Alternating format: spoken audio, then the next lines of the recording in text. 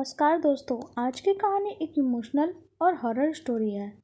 मेरा नाम दीक्षा है और आज मैं आपको अपनी आप बीती सुनाने जा रही हूँ, जिसकी वजह से मेरी बहन की ज़िंदगी बर्बाद हो गई।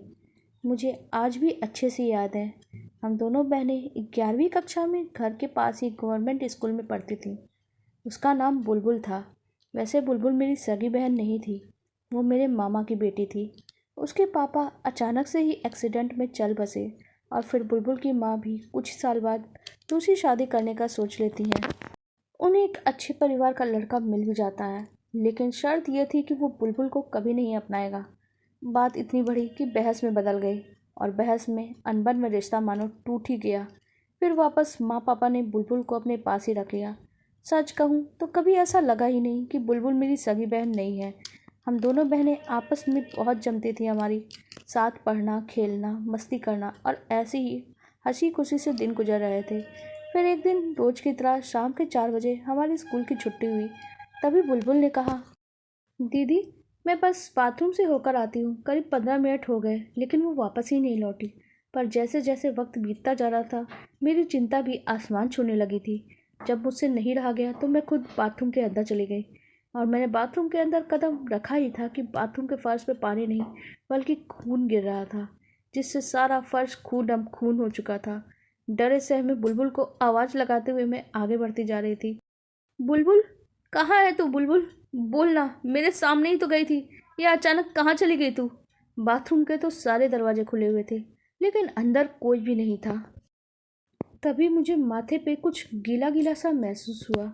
जब मैंने उसे छुआ तो वो किसी का खून था जो ऊपर से मेरे सर के ऊपर गिरा था। चक्कर में जब मैंने ऊपर नज़र दौड़ाई तो मेरे पैरों तले ज़मीन खिसक गई। मेरे सर के ठीक ऊपर बुलबुल उल्टा लटकी हुई थी और उसकी आंखों में खून लिए वो मुझे देख रही थी। उसके सर पे बहुत ही गहरी चोट के निशान थे, जिससे टपकता हुआ खून मेरे सर पे गिरा था और मेरे चेहरे पे। अचानक मुझे लगा बुलबुल एकदम से मेरे ऊपर आके गिरी। इस डर से मेरी चीख निकल गई। मैं बहुत डर गई और डर के मारे बाथरूम से बाहर भागने की कोशिश कर रही थी कि मैंने देखा कि बुलबुल ठीक मेरे आंखों के सामने दरवाजे पे आके खड़ा हो गई है। बुलबुल बोली, दीदी आप डर क्यों रही हो?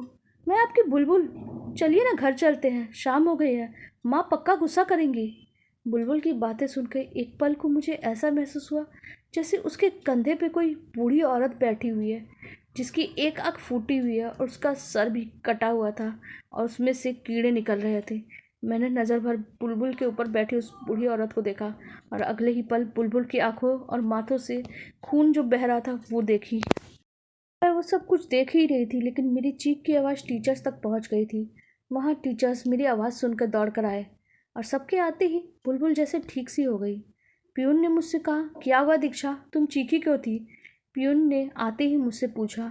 बुलबुल भी दरवाजे के पीछे खड़ी मुझे देख रही थी और मैं उसे लगातार देख रही थी। पियून ने जब मेरे डरे हुए चेहरे को देखा और मेरी नज़रों का पीछा किया तो उसकी निगाहें बुलबुल पर जा रुकी। तब पियून की नज़र बुलबुल के माथे पर लगी तो वो देखा और चौंक गया। ये क्या हंगामा कर रहे हो तुम दोनों स्कूल में? लड़ाई झगड़ा करने आते हो? रुको, अभी तुम्हारे पापा को फ़ोन करके तुम्हारी कंप्लेन करता हूँ। पियून को ऐसा लगा जैसे मैंने ही बुलबुल का सर फोड़ दिया हो। पियून मुझे खरी खोटी सुनाता हुआ बुलबुल को संभालते हुए बाहर लेके गया। किसी को भी मेरी बात पे यकीन नहीं हो रहा था। सबकी नज़रों में मैं ही कसूरवार थी। सभी लोगों को ऐसा ही लग रहा था कि हम दोनों के बीच किसी बात को लेकर झगड़ा हो गया और मैंने गुस्से में आकर बुलबुल का माथा लहूलुहान कर दिया है। बुलबुल अपना इलाज कर कर जब बाहर आई तो उसके हाव भाव तो पहले जैसे ही हो गए थे। उसने आते ही मुझे गले लगा लिया और रोते हुए कहने लगी, बुलबुल, दीक्षा दीदी, मेरे साथ ये सब कुछ किसने किया? किसकी वजह से मेरे सर पे इतनी चोट लगी? दीदी कुछ पता हो तो बताओ ना। बुलबुल को चोट की वजह से बहुत दर्द हो रहा था और वो मेरे गले लग के दर्द के मारे रोए जा रही थी, पर मैंने उसकी किसी भी बात का कोई जवाब नहीं दिया। जब हम दोनों बहनें अपने घर पहुंची तो पापा गुस्से में आ रहे थे और वो हमारा ही वेट कर रहे थे। मुझे सब कुछ सच सच बताना, क्या हुआ था तुम दोनों के बीच? मुझे स्कूल से फ़ोन आया था, तुमने गुस्से में बुलबुल का सर फोड़ दिया, पर क्यों? पापा मुझे खरी खोटी सुनाए जा रहे थे। मैंने पापा की किसी भी बात का जवाब नहीं दिया और बस खड़ी रोती रही। पापा के इतना डांटने पे भी जब मैंने कोई जवाब नहीं दिया तो वो खुद ही झुंझलाते हुए अपने कमरे में चले गए और जाते जाते पापा सबको यह कह गए कि कोई भी मुझे आज खाना नहीं देगा। सबको यही लग रहा था कि बुलबुल का सर मैंने ही फोड़ा था। सब नाराज़ थे मुझसे। और वैसा ही हुआ जैसा पापा ने कहा। मुझे खाना किसी ने दिया ही नहीं, लेकिन बुलबुल वो चोरी छुपे मेरे लिए खाना लेकर आई।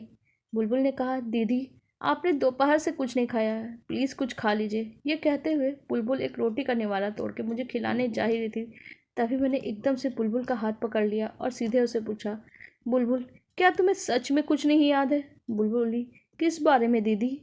छुट्टी के बाद जब तुम बाथरूम में गई थी तब क्या हुआ था? क्या तुम्हें कुछ भी याद नहीं?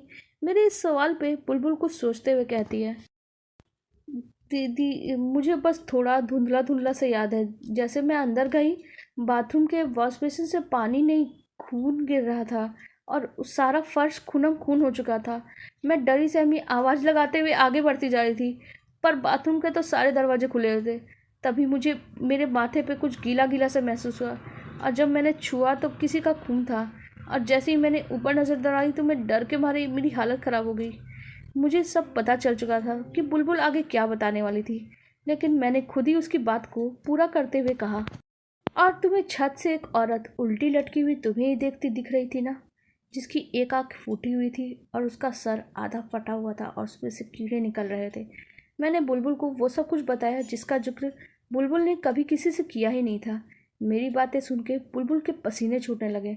उसने चौंकते हुए मुझसे कहा, दीदी आपको ये सब कुछ कैसे पता? मेरे साथ ये सब कुछ हुआ क्योंकि ठीक मेरे साथ भी ऐसा ही कुछ हुआ था। बस फ़र्क इतना है कि मेरे पूरे शरीर में कहीं कोई चोट नहीं लगी, और तुम्हारे सर पे इतना गहरा घाव कैसे हुआ है? इस पर बुलबुल ने डरते डरते अपने सिर की चोट को सहलाते हुए महसूस करते हुए कहा, वो मैं जब डर के मारे दरवाजे की तरफ दौड़ी तो मेरा पैर फिसल गया और मैं झटके से नीचे गिर गई, बेहोश हो गई। उसके बाद का मुझे कुछ याद नहीं। बुलबुल की बातें सुनने के बाद कई सवालों से मेरा सर फटा जा रहा था। आखिर ऐसा क्या था उस बाथरूम में जहाँ खून का गिरना, उल्टी लटकी हुई वो बूढ़ी औरत, सबके बारे में मैं सोच ही रही थी। तभी देखा कि बुलबुल तो गहरी नींद में सो चुकी है। शायद दवाइयों ने अपना असर दिखाना शुरू कर दिया था। बुलबुल को चैन से सोता देख मैंने भी कमरे की लाइटें बंद कर दी। मैं भी दिन की घटनाओं को भूल जाना चाहती थी, लेकिन जैसे ही मैं बिस्तर पर लेटी मेरी सांसें रुक गई। वो बूढ़ी औरत बुलबुल के बिस्तर के ऊपर हवा में उल्टी लटकी हुई एकटक उसे देखे जा रही थी, और वो नीचे उतरी और बुलबुल के सिर पे लगी चोट से उसका खून पीने लगी। बुलबुल नींद में दर्द से छटपटाने लगी। दीक्षा दीदी मुझे दर्द हो रहा है, मदद करो मेरी, मेरा सर दर्द के मारे फटा जा रहा है। और मैं डर के मारे एक पत्थर सी बन गई थी। मैं बुलबुल की कोई मदद नहीं कर पाई। उसकी दर्द भरी चीखें पूरे कमरे में गूंज रही थी और उसे बर्दाश्त कर पाना मेरे लिए नामुमकिन था। मैं बहुत डर गई थी, इसलिए मैं तकिया के नीचे अपना सिर अपने हाथों से दबाने लगी कि मैं किसी भी तरह उस आवाज़ को ना सुनूं। कुछ समय बाद मेरी ये सारी कोशिशें जैसे कामयाब हो गई। बुलबुल की सारी चीखें शांत हो चुकी थी। मैंने तकिए की ओर से बुलबुल को देखा तो वो चैन की नींद सो रही थी। अगले दिन जब मैंने बुलबुल को देखा तो मेरा सारा खून जम गया। उसका पूरा शरीर सफ़ेद पड़ चुका था। उसकी आंखों के नीचे काले गहरे धब्बे दिखाई दे रहे थे। उसके शरीर का मांस हड्डी छोड़ने लगा था और उसकी चमड़ी पूरी काली हो गई थी। लेकिन अब बिल्कुल बिल्कुल चुप चुप सी रहने लगी थी। स्कूल में भी उसका बर्ताव बहुत अलग सा हो गया था। टीचर कुछ भी कहे वो पढ़ाई नहीं करती। एक बार जब क्लास में मैंने उसे अकेले बैठे देखा तो सोचा उससे बात करूं। जैसे ही मैं उसके थोड़ा करीब पहुंची, बुलबुल खिड़की के बाहर देख के हंसे जा रही थी और होठों से कुछ बड़बड़ा रही थी। उसकी आवाज़ सुन के मेरी धड़कनें बढ़ चुकी थी। मैंने डरते डरते पीछे जाके खिड़की की तरफ नज़र घुमाई तो मुझे फिर से उस बूढ़ी औरत का साया दिखाई दिया जो रात में बुलबुल के सर के घाव से खून चूस रही थी। तभी बुलबुल मेरी तरफ बढ़ती है। उसके चेहरे पे बहुत गुस्सा था और उसकी आंखें पूरी तरह से लाल हो चुकी थी। इससे पहले मैं पीछे हट पाती, बुलबुल ने मेरी गर्दन पकड़ के क्लास के कोने में फेंक दिया। उसने इतना तेज मुझे फेंका कि मैं धड़ाम से बेंच पे जा गिरी, और आवाज़ भी बहुत तेज़ हुई कि आसपास मौजूद सारे टीचर्स, प्यून, स्टूडेंट्स मुझे संभालने के लिए मेरे पास आ गए। मुझे बहुत तेज़ चोट आई थी, पर मेरा ध्यान तो अभी भी बुलबुल पे था।